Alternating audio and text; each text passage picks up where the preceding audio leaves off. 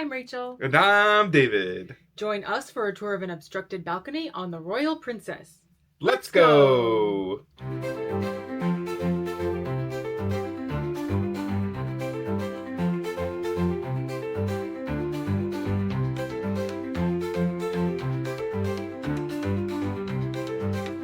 And this is our obstructed balcony on the Royal Princess. We are in room E441 or Emerald 441, and it is the 8th deck. So we are one floor above the main piazza area with all the things. So we're hoping that this turns out to be a really good room. But we're going to start right inside the door. There is actually a key card back here in the door to make sure that your air, your lights, and everything work. But they put that in there. You don't need to worry about it.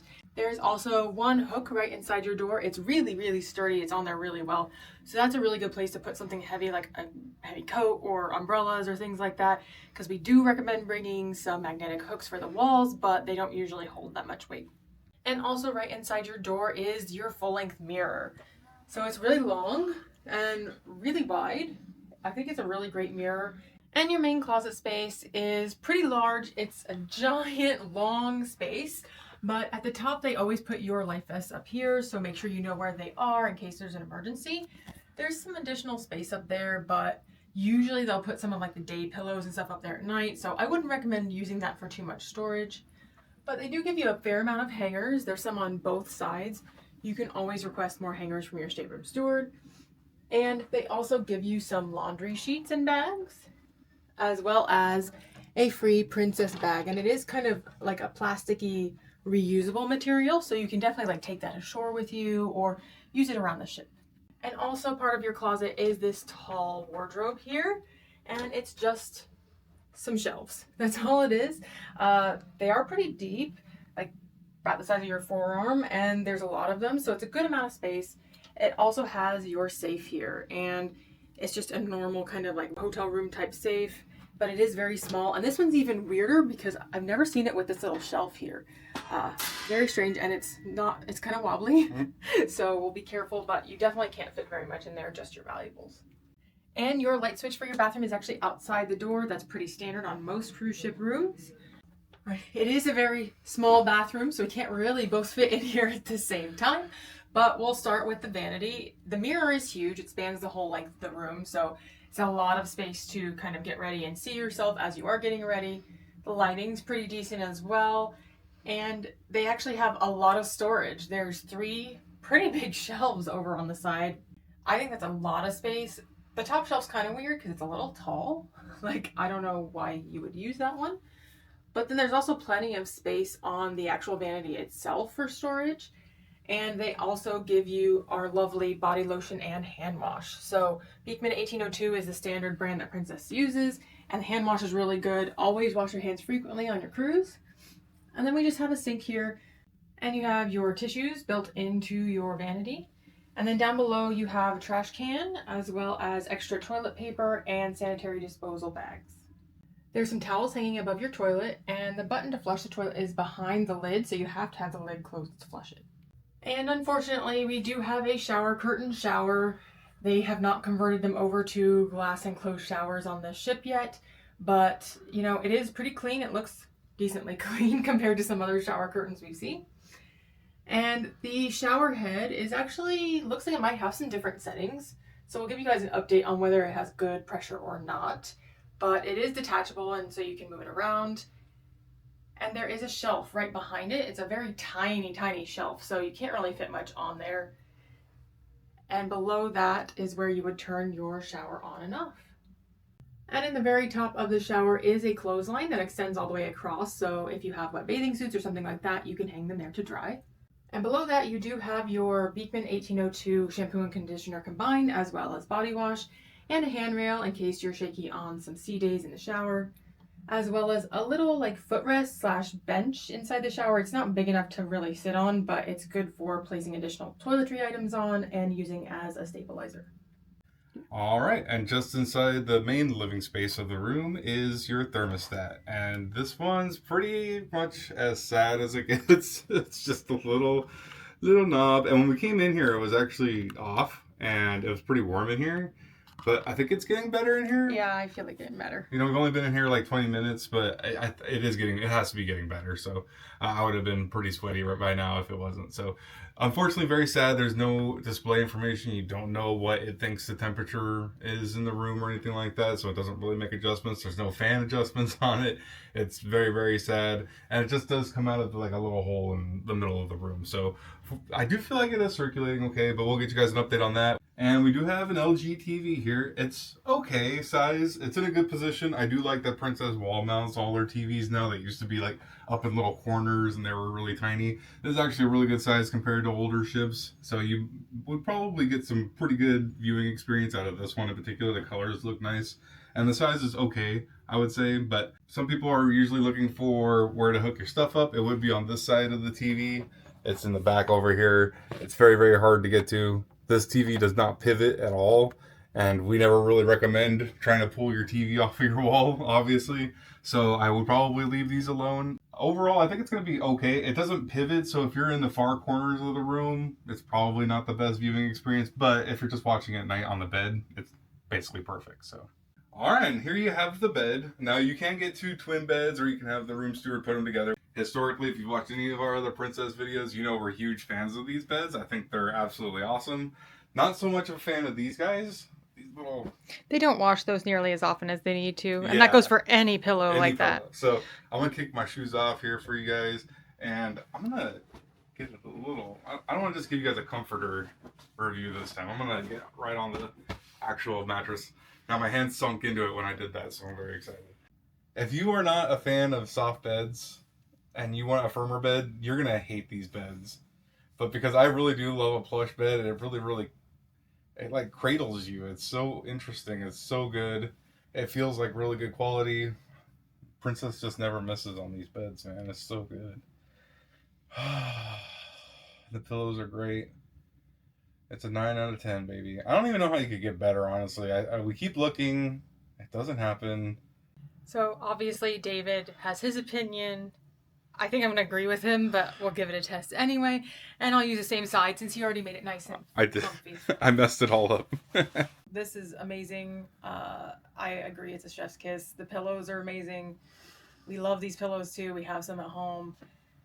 I will definitely say, I'm going to one-up David and say 9.5 out of 10. Yeah. So.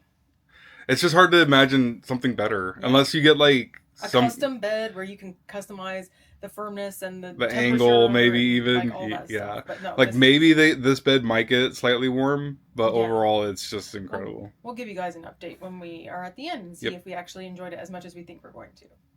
So each side of the bed has a nightstand, and they are exactly the same. The headline is that there's no plugs on either nightstand. So that's a huge awful thing that I don't know why they still make cruise ships like this, or even made them 10 years ago, because everybody had a cell phone 10 years ago.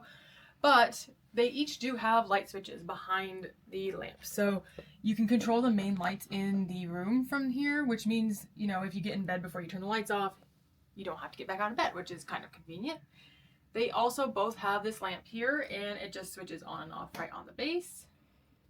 It's weird there's no USB port on the base either. Yeah, and it's a weird base, like 2 tiers. I don't really fully understand, but whatever. And then they each have a little shelf down inside, as well as 2 drawers. And they are not soft close. They're kind of actually pretty stiff and hard to open and close. Sounds sticky. Yeah.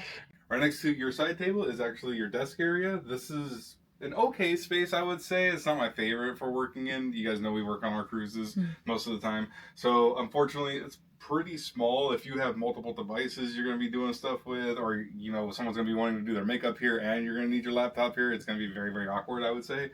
But the mirror is okay size. I think it's meh at best, but this light is kind of warm and weird. It's not probably very good for makeup, but obviously I think it'll be decent, and especially if I'm taking like meetings from there, it'll be good lighting. Oh, that's true. That'd be good for meetings. Yep, that's true. So it's not too bad. It's about what you would expect for this kind of a space, I would think. But you also have your room phone. It has some hot buttons to the different places you might want to give a call to, like guest services and stuff. But hopefully you don't get too many calls on that, because that means something bad's probably going on. But the most important thing at this table is the plug. So we do have a US plug way over here on the far end, which is always nice to have those. And if you come across here, you have an international plug and a US plug. And that's it, baby. So I'm a little surprised because people need a lot more plugs than that, to be frank with you. Like literally the only ones in the room that we've seen so far. Yeah, and it is surprising to me because people travel with their tablets, their phones, their laptops, pretty much anything There's now. CPAP. It's CPAP machines, yeah. So this is going to be your best bet if you are using a sleeping device or anything like that. If you wanted to have a fan in here, it would have to go on this desk essentially. So really, really surprising. And Rachel mentioned it. I really don't know why cruise ships that were built in the 21st century don't have more plugs. But below that, you have pretty standard princess chair. I've seen these on a few different cruises now. They're pretty comfortable to sit in, to be honest. For not super long periods of time, I'd say. They're not too bad. And then you have a nice, actually pretty decent sized trash can. And over here we have Rachel's shoes. Sorry. That's okay. The people don't care. Oh, there's a hairdryer in here. I forgot. Oh, it's a nice one. Dry bar. Dry bar hairdryer, everyone. Woohoo. Yeah, so guys at home, get excited. You have a dry bar available to you now. It's a very nice hairdryer. And other than that, the other drawers are empty and also very sticky, similar to the other ones. When I say sticky, not physically, but they're not smooth. It's a little bit rough. So we have confirmed that those were the only plugs in the room, outside of what's hidden under the bed maybe, or something like that. So very unfortunate there. But across from the desk, you actually have, this is actually a pretty nice setup here. You got another mirror here, and then you have a pretty good sized table space, I would say. This is like where your steward's going to put some stuff for you. Obviously you can use it for your own things, but our setup here is our mini bar setup for being elite with Princess. Now typically we will ask for these to be replaced with water bottles and stuff like that because we don't drink, but the most important part about this whole setup here is actually the refrigerators over here. So that's down here in this little, geez Louise, pretty good magnets there. And there we go. So this fridge in particular is missing shelves, which is very interesting. But our super tall iced teas that we brought with us are actually going to fit in here, which is awesome. And then to the left of the fridge is 3 nice shelves. They're actually pretty good space here. Obviously, these are easy to forget that you put stuff here. So make sure you check those on your way out when you guys are leaving. I've definitely heard of situations where people left stuff there, unfortunately. And then you also have a pretty nice table right here. And now we get to one of the key features of the room, the obstructed balcony. So I will say before we get out there, we did get this on an upgrade bid. If you're familiar with Princess, you can book a room type, and then about 90 days before the cruise, they'll send you an email. You can bid to upgrade to a few different types of rooms. And we did only get this for $90 a person, so $180 total as compared to an interior room. So even though we're going to go out there and show you how obstructed it is, I'm pretty pleased with it, to be honest. One other key thing about the air, like David was talking about, if you do not keep your door closed properly, sometimes that can trigger your air to not kick on in your room. So if your door is open, the air won't run. So just keep that in mind. What's actually funny though is that's as far as this handle goes. Oh no. And normally they come straight down. So I don't know what's going on there, but to open it, you're going to pull it up. Oh, the lights turned. Oh yeah, see the air turned off. Oh. And all the lights turned off. That's interesting. And this is our obstructed balcony. So it's a pretty standard balcony. Honestly, our 2 chairs are pretty beat up. They actually look pretty bad. And our little table's kind of peeling with the paint. So really not taken the best care of, in my opinion. But it is a pretty decently sized balcony. Like, we have plenty of space. We can both be out here comfortably. You could probably fit 4 people out here comfortably on the railing if you wanted. And as you can see, it is pretty obstructed. We have a giant crane as well as a tinder boat right in front of us, and some sort of like thing that can go up and down, I think, for them to clean. So that's going to be interesting to see if it's really loud out here when they're doing work on the ship during maybe port days. But I do say that I really like that it's covered. We're going to be completely sheltered from the elements out here, so that's really nice. And you still are able to see out and see the ocean, and you won't have to deal with that like being blocked at all. You also might have some bird friends, as we currently have a bird friend out there on the tinder boat. So wildlife sightings, even if you can't see the water too well, you might still get some wildlife. So right after we finished filming the balcony, we came back inside and there was an announcement from the captain. Turns out it was not us opening our balcony door that made all of our lights and air conditioner turn off. It was a power outage on the ship, which we've never had happen before, but it literally happened right when we opened the door. It's really, really strange. We don't really know. Oh, Just like magic, it came back on. people are cheering in the hallway if you can't hear it. So at least we're not stuck for now. We'll let you guys know if we end up stuck at all. But if you open your balcony door, moral of the story is your air still may turn off, your light should not turn off. Thanks everyone for joining us on our tour of our obstructed balcony on the Royal Princess. So we've had obstructed balconies before, and I think I mentioned it in the video, but we did get it on a bid for an upgrade. So we only paid $90 a person. That's crazy. Which, compared to an interior room, there is a lot more space inside the room. Even if you aren't really thrilled about the obstruction, I do still think it's a worthwhile thing to do. Yeah, I think those bid upgrades are pretty sweet too, because it's for the whole cruise too. It's not like it's $90 per day or anything. Yeah. For a 7-day cruise, just a $90 upgrade per person, I think that's pretty awesome. And kind of tough to beat. In our opinion, it's worth at least looking at and seeing what the minimum bids are. And if you're comfortable with them, it's worth just kind of throwing it out there and crossing your fingers. Yeah. Well, and crossing your fingers is right, because I think talking about the balcony specifically, there is a big caveat that I would give specifically to this ship. We were in Emerald 441, and that is midship pretty much on Emerald deck, which is deck 8. And so the noise actually was fine. We didn't really hear any noise from the rest of the ship because, you know, deck 7 is a public space. But there were weird smells. Yeah.